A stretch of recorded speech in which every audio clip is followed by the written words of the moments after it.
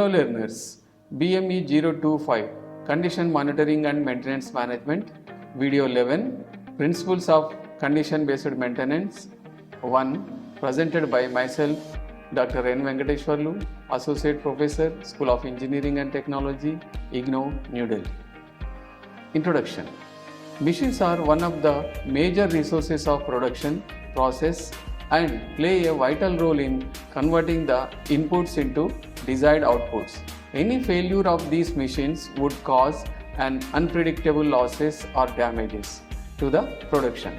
Therefore, it is worthwhile to maintain these machines so as not to fail.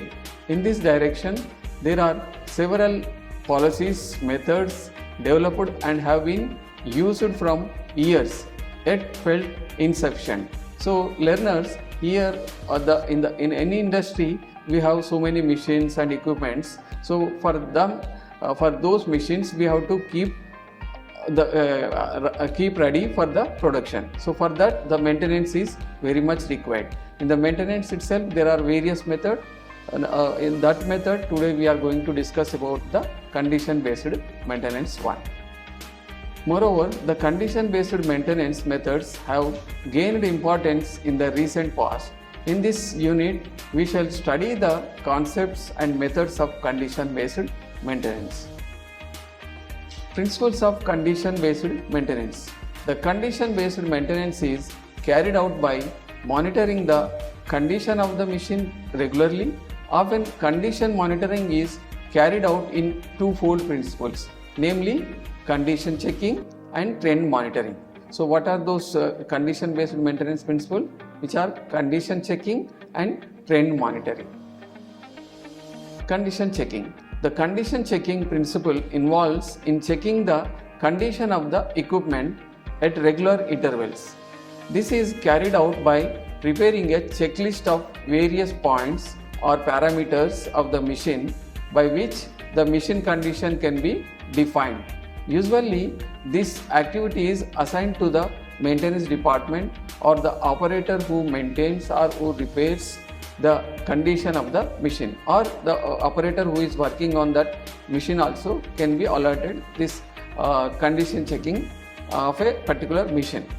So like that the machine has to be checked every frequent intervals or designed intervals so that the condition of the machine can be known to the management, so that depending upon that condition the further decisions can be taken up.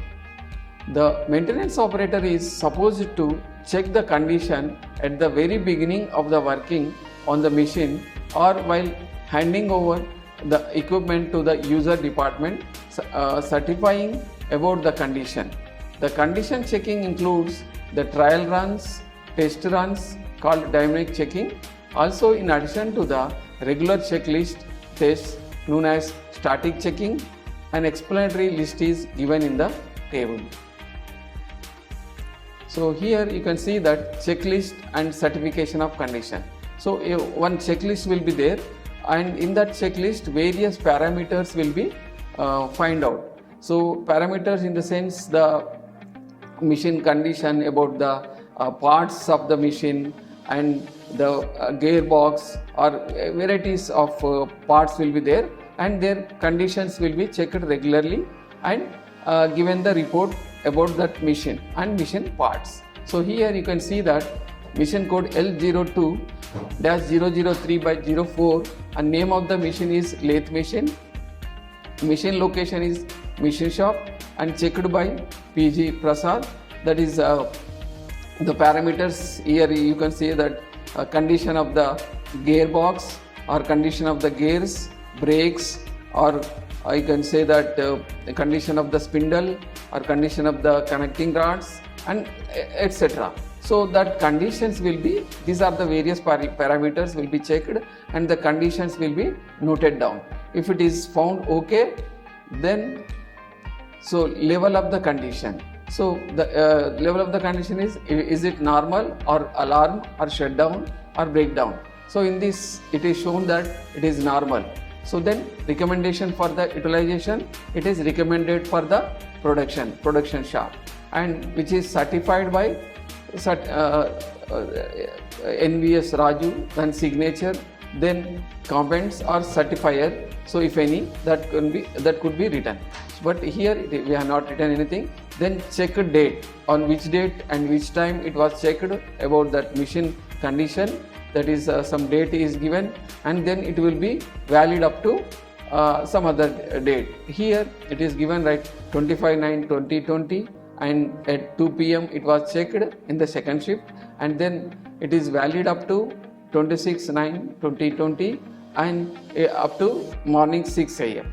up to first shift. So like that, the machine report will be given, machine checklist. This is known as a checklist of a machine or a equipment, which can be checked in a regular intervals, and thus it will be certified by the concerned maintenance inspector.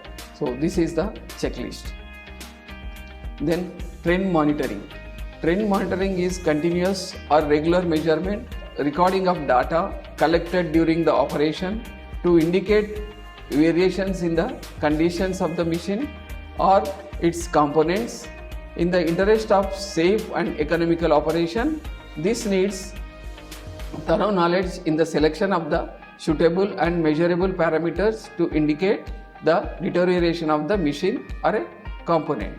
So trend monitoring, how will you do the trend monitoring? Continuous checking and regular measurement of various parameters and parameters data, so that you can able to understand is it when that machine is going to fail, or what is the trend in a past data that you can observe. Depending upon that, you can take a decision to it can be given for the repair, or further it can be run for some more time. So that is the trend monitoring system. The trend in this measurement that could happen with running time when deterioration exceeds a critical stage, and the way in which such trend monitoring can give a lead time before the deterioration reaches a shutdown level, are interpreted in figure 6.1 in the unit 6. So the learners, please read the unit also to understand better. So please read. Various states the equipment expected to undergo before breaking down are shown in the figure 6.1 in the unit. So here by seeing the figure, you can see that normal, and here what is the normal? So it is the state of the equipment in which it is running satisfactorily and production is within the normal range. So why we are calling it as a normal? Because at this stage the machine is okay and it is working properly, and the production is coming with a required quantity or required target. So that's why we are calling it as a normal level. Then alarm level. So it is the state developed in the equipment due to early stage of occurrence of the failure or fault, and is noticed by some predetermined symptoms of the failure. So some failure can occur, so before that it gives some symptoms. So for example, we may most likely in the living like in our life, we can see that before getting the fever, we get the symptoms like that, sneeze or cough or headache, etc. before getting the fever. Like that in the machines, the machine symptoms are like that: low production, low quality of the output, heavy noise, vibrations, bad smell, discoloration, etc. are some of the symptoms for noticing the alarm level of the failure or fault of the equipment.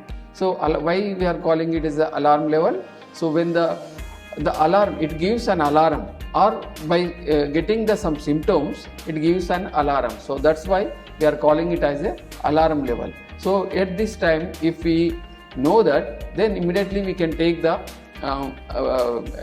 repair or change any part, so that the machine can be made available for the production. Then shutdown level. So if neglected, so after getting the alarm also, if neglected, even after reaching the alarm level, the fault grows and reaches a state at which the equipment will not cooperate or a considerable loss of output is observed. This state is called shutdown level. This state is at threshold of the breakdown level. The equipment should necessarily be closed or shut down and should not be run any longer in the internet of preventing the failures. Breakdown level. This is the ultimate and final failure state of the equipment at which stoppage of the production or catastrophe even with a possible damage can occur. So this stage the machine will be stopped. So if you are not stopped at the alarm level, then it will go to breakdown. So at the breakdown level, so machine will be stopped and it will be scheduled for the maintenance. Then lead time. It is the duration between the points of start of failure to breakdown in process of deterioration of the equipment. In other words, it is time gap between last point of the normal level and breakdown level of the equipment. This is known as a lead time. The lead time is one of the main merits of using trend monitoring rather than simple alarms of automatic shutdown devices used in permanent monitoring. In most cases, both methods, condition checking and trend monitoring, are used together. With the use of sensors, automation of monitoring is possible. So nowadays the advanced technology is coming. Because of that, automation of maintenance also is possible. Through automation, the data will be collected through inserting the sensors. Sensors can collect the data and the data will be analyzed, and accordingly the machine condition can be found out, so that the trend will be find out, so that we can take some decision to either it should be produced some more time or it has to be handed over to the maintenance. So like that, so this is the trend monitoring system. A permanent monitoring by such sensors can prevent catastrophic failures by alarming or stopping the machine automatically when the parameter exceeds a predetermined level. Of course, the pre-selected warning or alarm levels based on the experience of the user show a way to optimize the life of varying machine parts. Thus, in condition monitoring, the repairs are carried out only when the machine condition deteriorates to predetermined level. In other words, the repairs or replacement of parts take place only when it has definitely been proved that a fault exists and left as non-repaired would result in unsatisfactory operation, such as decrease of production or catastrophic breakdown with possible damage to other machine parts and disruptions of the production. 4 pillars of condition monitoring.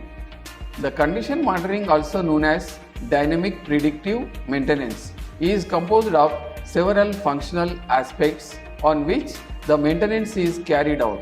However, there are 4 important schematic and functional steps observed in any implementation of condition monitoring activity. These functional aspects are often called 4 pillars of condition monitoring. What are those 4 pillars? These are detection, diagnosis, prognosis and program. A dynamic predictive maintenance, the other name of condition based maintenance, can be simplified by the 2 letters twice, that is DDPP, that is detection, diagnosis, prognosis and program. These are explained in the paragraph. Detection. This pillar of dynamic predictive maintenance details when of the development fault has just arisen. This focuses to answer the following when questions. A. When might be the fault have started? When is the fault noticed? When does this fault result in a disaster if left unattended? So all these when questions should be answered in the detection process. Then diagnosis. Diagnosis concentrates on knowing what of the origin of the fault so that spare parts can be ordered. What is origin of the fault? At what stage is the fault now?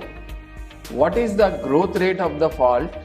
What are the components or parts that suffering from this fault?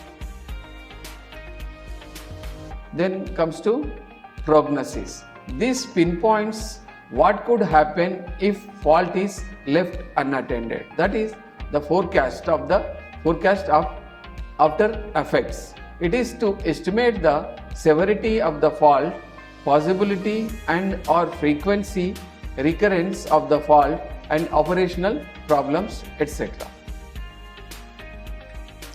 Subsequent measurements will then establish the trend to indicate what may happen. This function puts the effort to answer the following queries. What is the severity of the fault? What could be the result of the fault? What could be the production loss? What is cost of the fault in terms of hours of production and maintenance or repair? What are the side effects? What is the trend of the failure? What is the lead time? So these questions will be answered in the prognosis process. Then once we completed all these three processes, three pillars, then we go for the program. The program is, this function is concerned with the preparation of schedule to enable the repair schedule to be planned.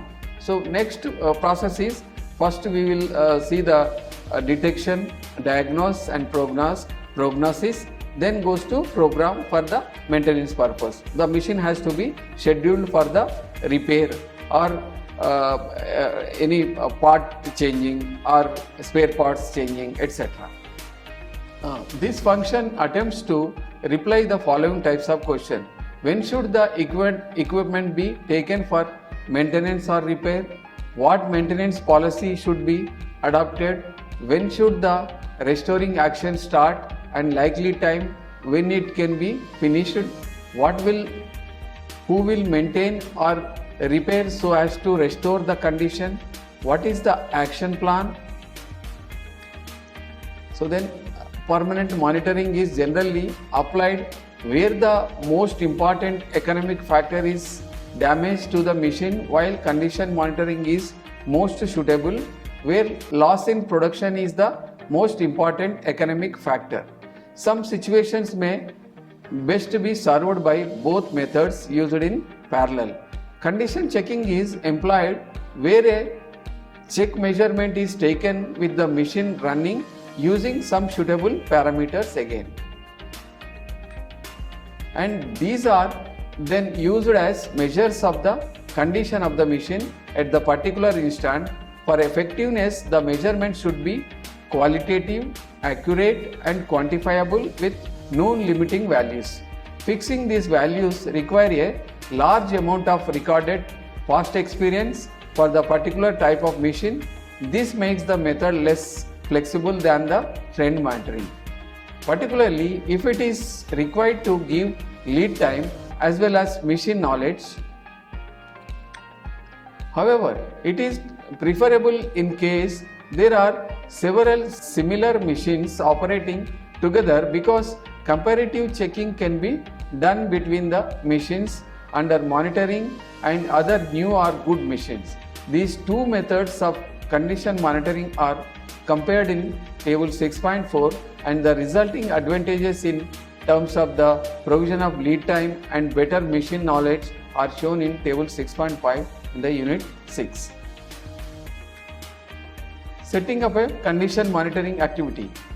There are a number of aspects to be taken into account. If an industry is considering whether to apply condition monitoring to its plant, machinery or equipment, the management should become familiar with the principles of condition monitoring and its benefits.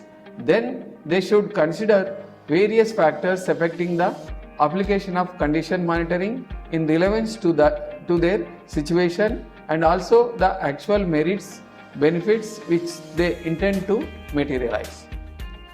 C. Then the possible financial savings are to be assessed based on the general financial statistics of the organization. D.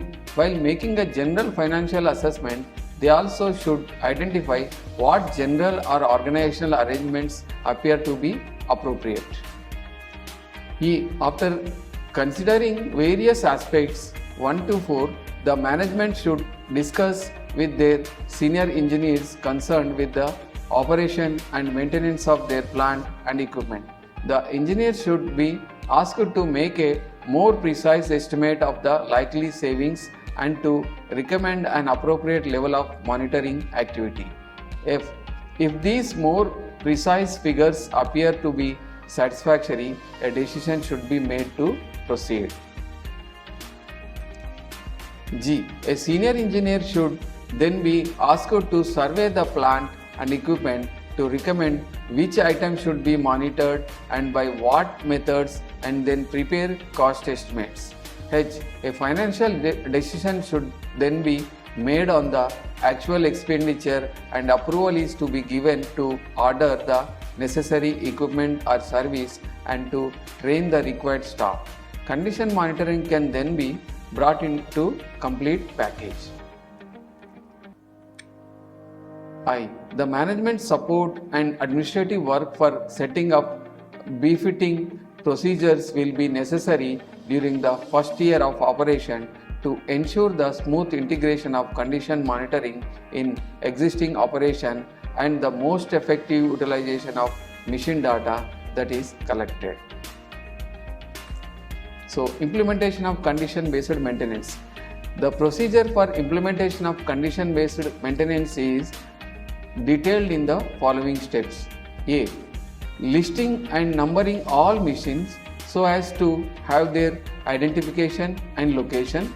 Selecting critical machines. A critical machine is that whose shutdown would cause production losses or dangerous to personnel. This distinction does not depend only on quantity but also on product quality. The degree of criticality of the machine is one of the factors influencing examination frequency. C. Establishing program and methods specifying the parts to be examined.